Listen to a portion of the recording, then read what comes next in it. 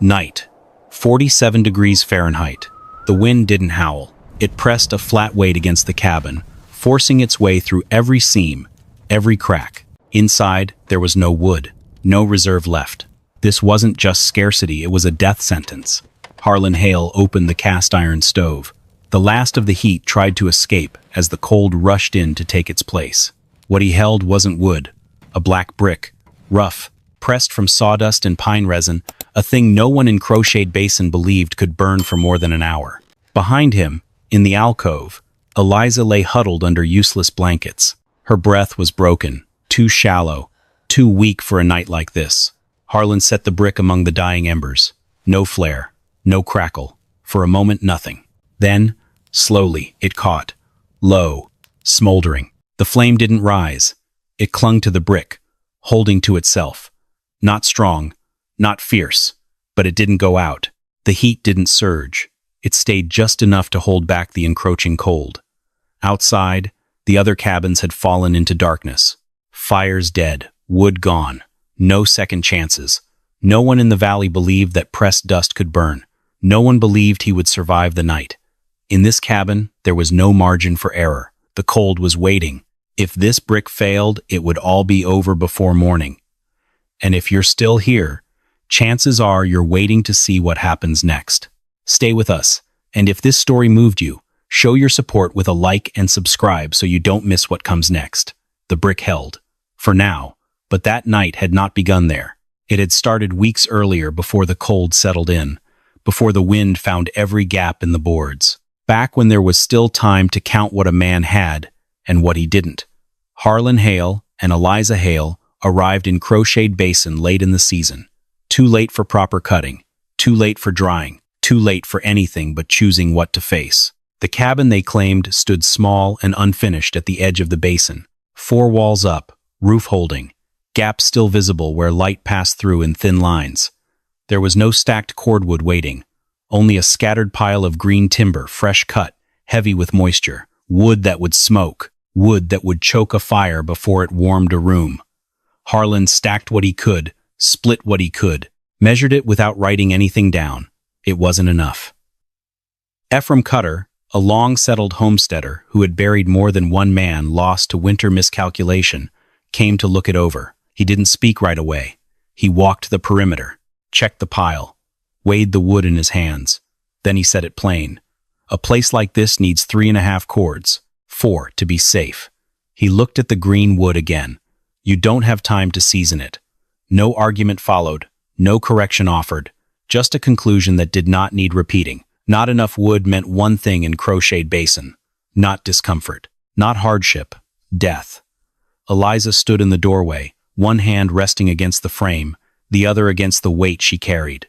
Final weeks. No room for delay, no room for relocation. Time was no longer something they could use. It had turned, and it was moving against them.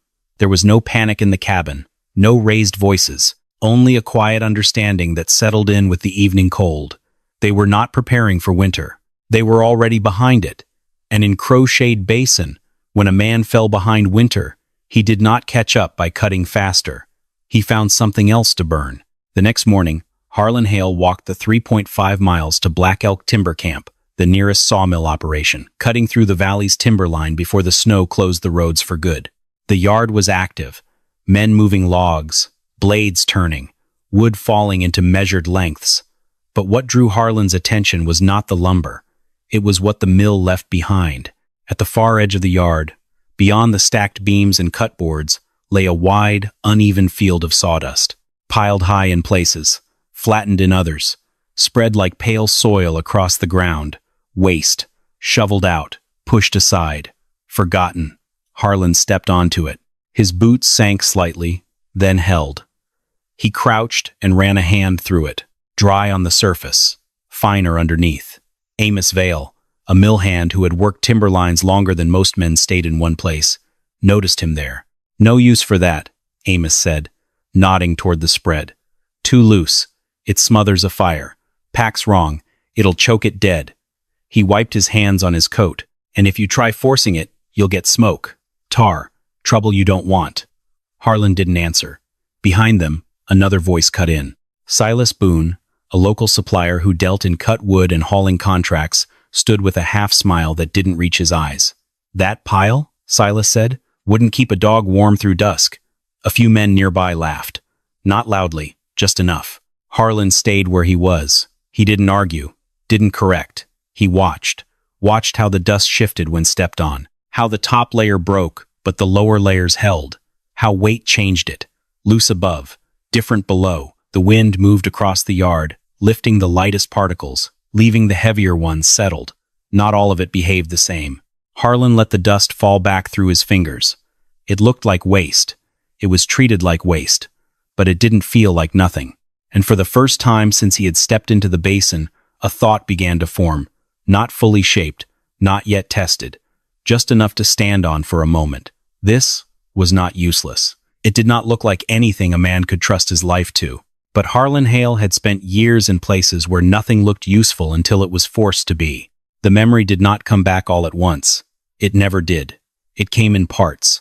Sawdust packed between crates to keep iron tools from shifting on rough ground. Sawdust lining the bottom of supply chests to pull moisture away from metal. Loose when poured, useless when scattered, different when compressed. In the field, materials were never judged by what they were. They were judged by what they did under pressure. He had seen soft things hold shape when forced tight enough, seen waste become structure when it was packed past the point of movement. And pitch pine resin was never just fuel. It sealed, it bound, it held heat where it would otherwise escape. The thought did not arrive as a solution. It aligned.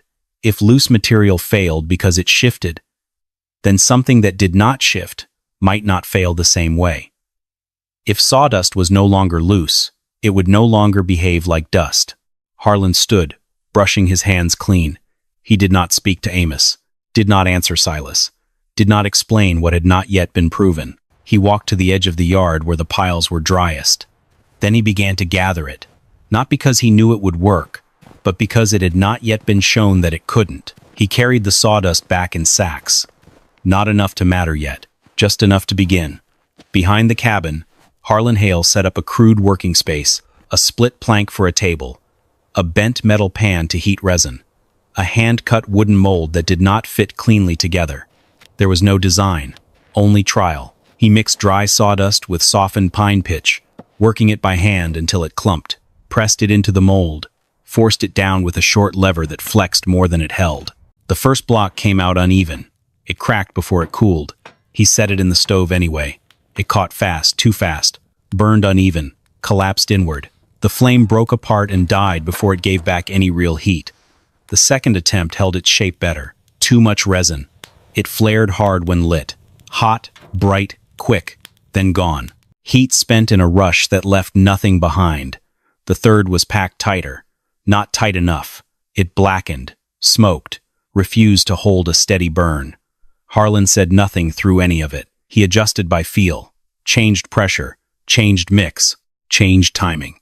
Inside the cabin, Eliza Hale watched from the doorway for a while before stepping back in. She did not question the work, did not encourage it either. When he came in later, hands darkened with resin and ash, she asked only one thing: "Do you have time for this?" Harlan did not answer right away, because the question was not about the work. It was about the winter, and whether what he was doing was building something, or spending the last days they had left. He did not stop. Not after the cracks, not after the failed burns.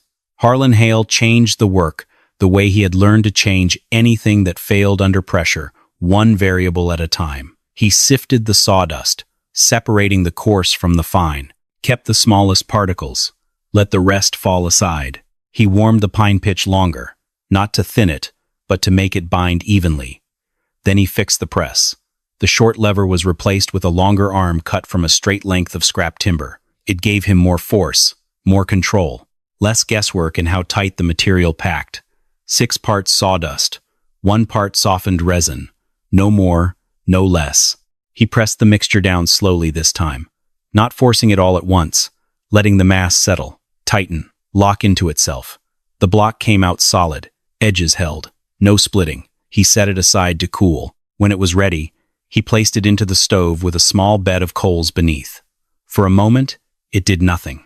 Then it caught. No flare, no sudden rise. A low, steady glow built through the surface. The flame held close to the material, not racing away from it. He closed the stove door and waited. 10 minutes passed. Then 20. The heat did not spike. It stayed. 30 minutes in, the brick was still burning. Not fast, not bright, but constant. No one stood beside him to see it. No one marked the time. No one confirmed what had changed. Harlan did not speak. He only watched the fire hold its shape, and for the first time since the work began, there was something in front of him that did not fail. Not a solution. Not yet. But a fact. It could burn, and it could last. A thing did not stay hidden long in Crocheted Basin. Not work, not mistakes, and not something that looked like a man trying to burn what others threw away. Word moved before proof ever could. By the time Harlan Hale had stacked a few rows of the pressed bricks along the inside wall of his cabin, men had already begun to talk. At Mercer's Crossing, where supplies changed hands and news carried faster than wagons, the story was told plain and short. He's burning sawdust. That was enough. Silas Boone stood with a half smile that didn't reach his eyes, took it further. Not burning it, Silas said, loud enough for those nearby to hear, wasting what little time he's got left, trying to make it act like wood. A few men shook their heads, some laughed. He'll freeze before the real cold even settles, Silas added. You don't outthink winter by setting fire to dust, no one argued. Later, near the edge of Harlan's claim, Ephraim Cutter came by again. He did not carry the same tone as Silas. No mockery, no raised voice. He looked at the stacked bricks, at the stove, at the unfinished lines in the cabin walls. Then he said what needed saying. Don't put your wife's life on something no one's proven.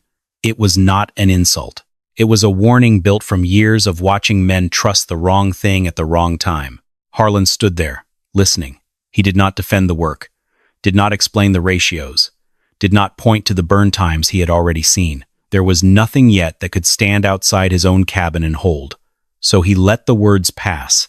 That evening, he went back to the press, measured again, packed again, set each brick in place along the wall. The laughter carried less weight than the cold, and the cold was already on its way. Harlan did not need to be certain he was right, only certain that doing nothing would be worse. So he kept working, even knowing they might be right. He kept working, because stopping would not solve the count, and the count was already against him. 9 days. That was what remained before the first hard storm was expected to close the basin. After that, the road to Black Elk Timber Camp would disappear under drift and ice. What was not inside the cabin by then would not be reached again. Harlan Hale moved before daylight and returned after it was gone. 3.5 miles each way, sacks over his shoulder, sawdust packed tight to carry more weight per trip, fine dust, not coarse, chosen, not gathered at random. Back at the cabin, the work did not slow. Resin heated in a shallow pan until it softened but did not thin. Sawdust measured by feel, 6 parts to 1. He pressed each block with the long lever, slow pressure, letting the mass settle before forcing it further, releasing only when it held its shape on its own. Hands darkened, sleeves stiff with pitch, breath steady, but shorter each day. Inside, Eliza Hale moved less. She stayed closer to the alcove, sat more than she stood. The weight she carried no longer shifted easily. Sleep came in short stretches. Waking came faster. Time did not pass. It narrowed. The line of bricks along the walls began to grow, row after row, stacked tight, set where they could be reached without waste. Harlan kept count without marking it down. By the end of the 9th day, the number stood at 2,460. Enough to fill the space, not enough to trust. He stood in the doorway that evening and looked at what he had built. Not wood, not fuel anyone in the basin would have chosen. A system made from what others left behind. The wind had already begun to shift. The cold was close now. And for the first time since he started, the question no longer sat at the edge of his thinking. It stood in front of him. Not whether it would work, but whether it would last. And if it didn't, there would be nothing left to try. And then the cold arrived to measure it. It did not come all at once. It settled in stages. The first drop took the basin to 19 degrees Fahrenheit. Manageable, by the standards of men who had seen worse. By nightfall, it slid further past 25 degrees Fahrenheit, then down to 31 degrees Fahrenheit before dawn. Cold enough to test every bad decision. Harlan Hale stopped using the green wood. He switched to the bricks. The first few did not take easily. He had to build a small bed of coals beneath them. A little wood, just enough to start the burn. Without that, the bricks resisted, slow to catch, unwilling to flare. But once they held, they held. The fire did not climb high, did not surge and fall. It stayed close, steady, contained. No thick smoke pushed back into the room. No choking draft from the flue. Inside the cabin, the difference was not immediate comfort. It was resistance. The temperature did not rise much, but it stopped falling the way it had before. Eliza Hale noticed it first.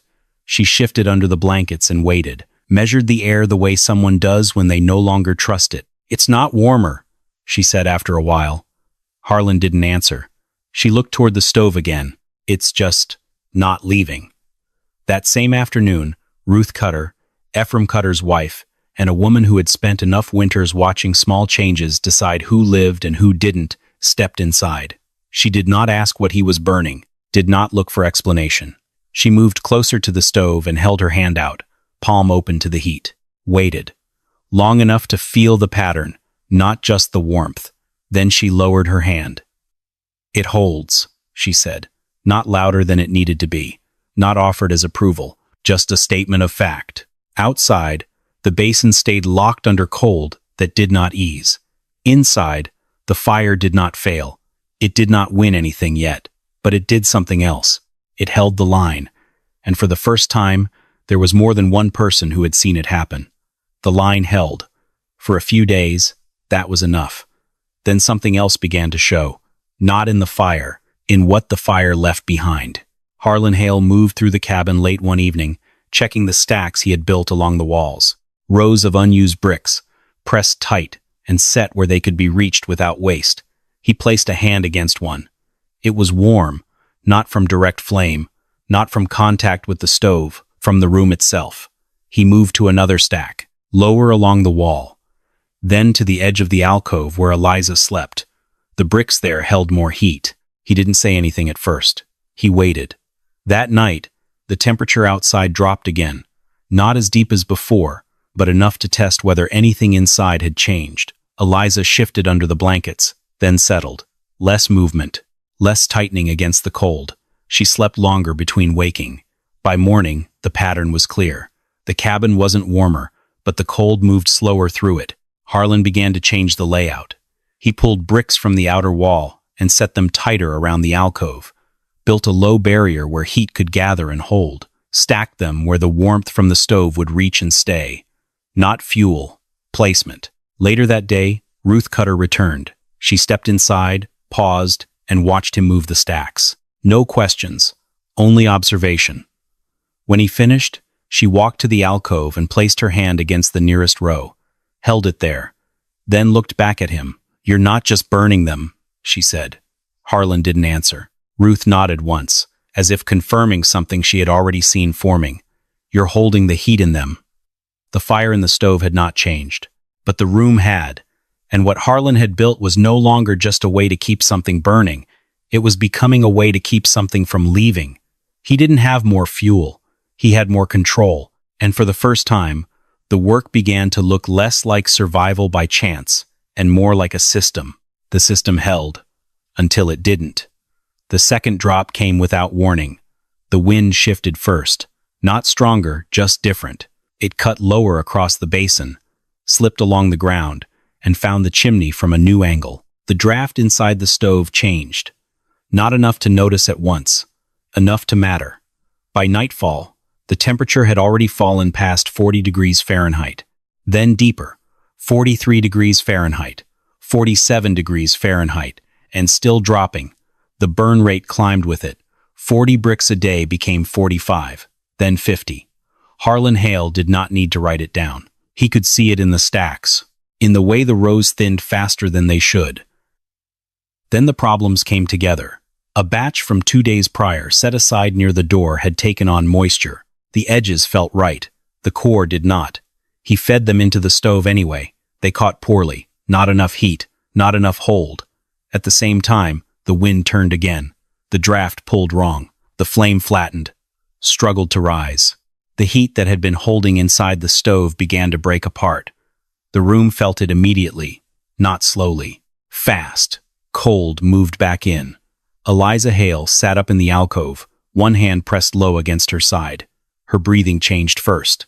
Then the tension followed, a tightening that did not belong to the cold alone. She tried to steady it. It didn't steady. The stove dropped another degree. The glow inside weakened. Harlan stood there, watching the system fail in real time. Not all at once, piece by piece. The numbers were still in his head. How many bricks remained? How many days the cold could hold? What it would cost to burn harder now? He had built the system to last, to stretch, to survive the length of the winter. But this was not the average. This was the break. He had two choices. Hold the rate. Let the fire stay controlled. Let the fuel last longer, and risk losing the room before morning. Or push it. Feed the stove faster. Stack heat harder. Spend what he could not replace. And get through the night. Only the night. Harlan did not speak. He opened the stove. Cold air pulled in hard. The flame bent low, close to dying. He reached for the stack. One brick, then another, then another. He did not wait for them to settle before adding more. The fire responded. Not clean, not steady, but stronger. The heat rose just enough to push back. Eliza's breathing slowed. Not steady, not safe, but not breaking. The cost showed up fast. The stack along the wall dropped lower with every hour. What should have lasted 3 days was being burned in less than 2. Harlan watched the rows thin out.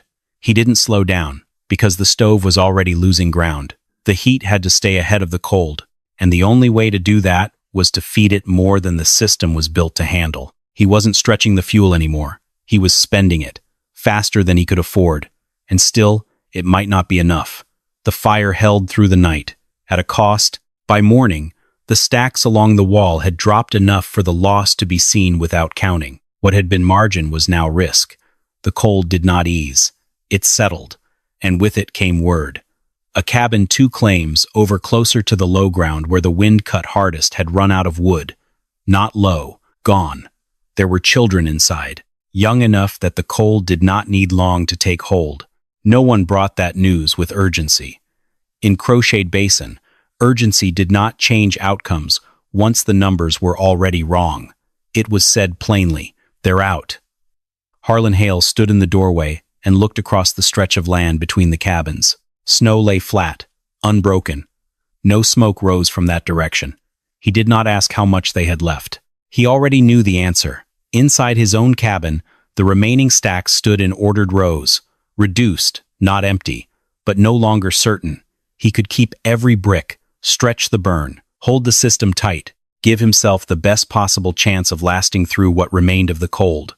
Or he could divide it, reduce his own margin, add to theirs. There was no version of the count where both came out safe. Harlan turned back inside. He did not explain the numbers to Eliza, did not speak the calculation out loud. He began to move the bricks. Not all of them. Not enough to make the choice easy. 180. He stacked them into a rough crate, lifted it, carried it out. The distance was not far. The cold made it longer. When he reached the other cabin, the door opened before he knocked. No words were offered. None were needed. Harlan set the crate down. The man inside looked at it, then at Harlan. Understanding came without question. Harlan did not explain how to use them, did not justify the risk, did not wait for thanks. He turned and walked back the way he came.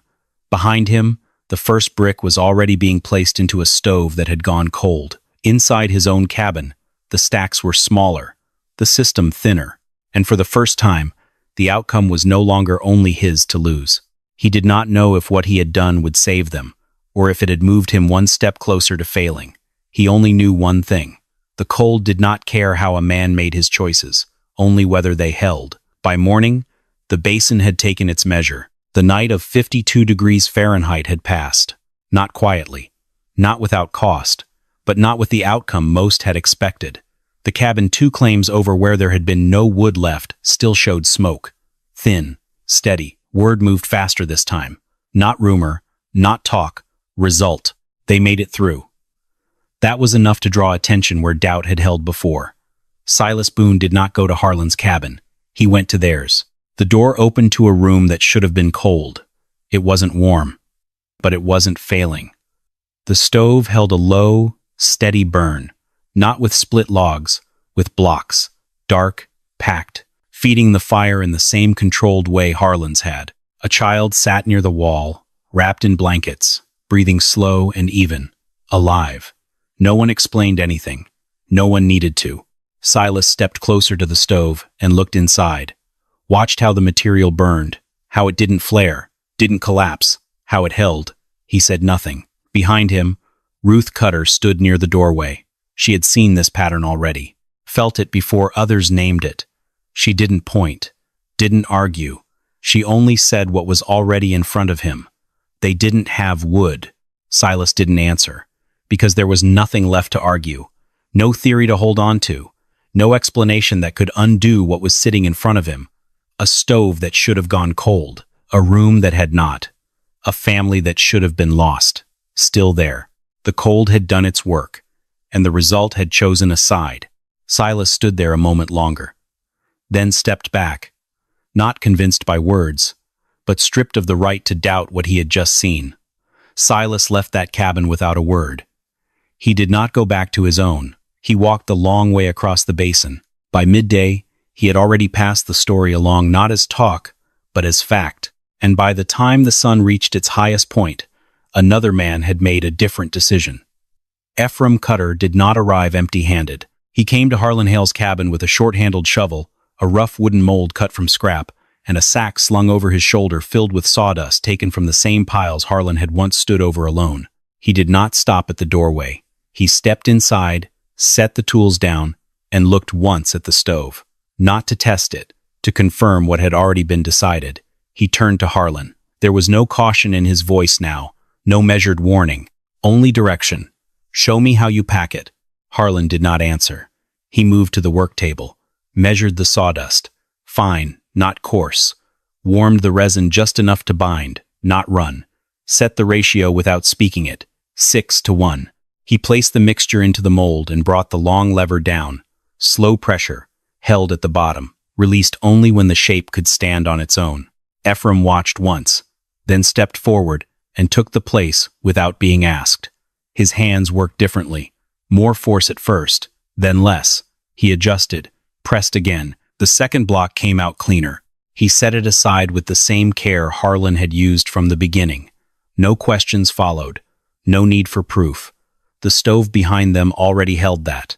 A man who had lived through winters by counting cords, by measuring wood, by trusting only what had been proven over years, was now learning something new. Not by being told, by doing. The old rule had not been argued away. It had been replaced. And for the first time, the system Harlan had built was no longer his alone to carry. It had moved from one man's work to something others would use to live. What moved through Ephraim did not stop with him. In Crocheted Basin, men did not wait for instruction when survival had already changed direction. They watched. Then they tried. By the next 2 days, more cabins had begun to burn something that had never been counted as fuel. Not wood, not coal, compressed dust. At Black Elk Timber Camp, the piles at the far edge of the yard were no longer ignored. Men who had once shoveled sawdust aside began to gather it differently, not as waste, as supply. Dry sections were separated, covered, held back. No one called it valuable, not out loud, but no one threw it away anymore. Near the cabins, the pattern repeated. A man would stand near Harlan Hale's wall, watching how the bricks were stacked, how they sat close to the alcove, how the stove was fed without rush. Then he would leave, and do the same at his own place. No announcements, no claims, just quiet adoption. By the time Silas Boone returned, the laughter was already gone. He did not come with others, did not carry the same stance. He stopped outside the cabin first, looked at the stacks through the open doorway, at the rows along the wall, at the steady burn inside the stove. Then he stepped in. No smile, no remark, only a question that had no edge left in it. How do you make it hold? Harlan did not answer with words. He moved to the table, measured, packed, pressed. Silas watched, the same way Harlan had once stood in the sawdust yard, watching what others dismissed. There was no apology spoken, none needed. Because in that room, and in others across the basin, the change had already taken place. What had been mocked had become necessary. What had been waste had become fuel. And the sound that once filled the space, laughter, had been replaced by something else. Silence, not empty, but full of men learning how to survive the same way. Silence settled over the basin again. Not the same silence as before. This one came after something had already been decided. By the morning of December 26, the cold began to break. Not quickly, but enough. The edge came off the wind first. Then the air followed, rising just enough to be measured in small differences. A hinge unsticking, a door opening without force, breath no longer cutting as sharply in the lungs. The burn rate dropped with it. Where the stove had taken 50 bricks a day, it now held steady at less, 40. Then lower. The system no longer fought to keep up. It carried. Inside the cabin, the walls held what they had been given. Heat did not escape the way it once had. It stayed where it was placed, moved slower, lasted longer. In the alcove, Eliza Hale rested without the same tension in her breathing. The nights did not pass easily, but they passed. And then, in the quiet stretch that followed the breaking cold, the child came. No announcement marked it. No one gathered. There was no space in Crocheted Basin for celebration that winter had not already taken from someone else. Only a small shift. One more person breathing in a room that had held. Harlan Hale did not stand outside to measure what he had done. He did not speak of the bricks, did not count what remained. He fed the stove the same way he had from the beginning. Measured, controlled, without waste. Outside, the sawdust piles at Black Elk were no longer pushed aside. Inside the basin, men stacked their fuel differently, not by cord, by form, by what it did, not what it was. The cold had come. It had pressed every wall, every choice, every assumption, and it had taken what it was owed. But it had not taken that cabin, not the woman inside, not the child, not the system that had held when others failed. In Crocheted Basin, they did not speak about innovation. They did not name what had changed. They only adjusted what they asked. No longer how much wood a man had stacked for winter, but something quieter, something harder, what he knew how to burn.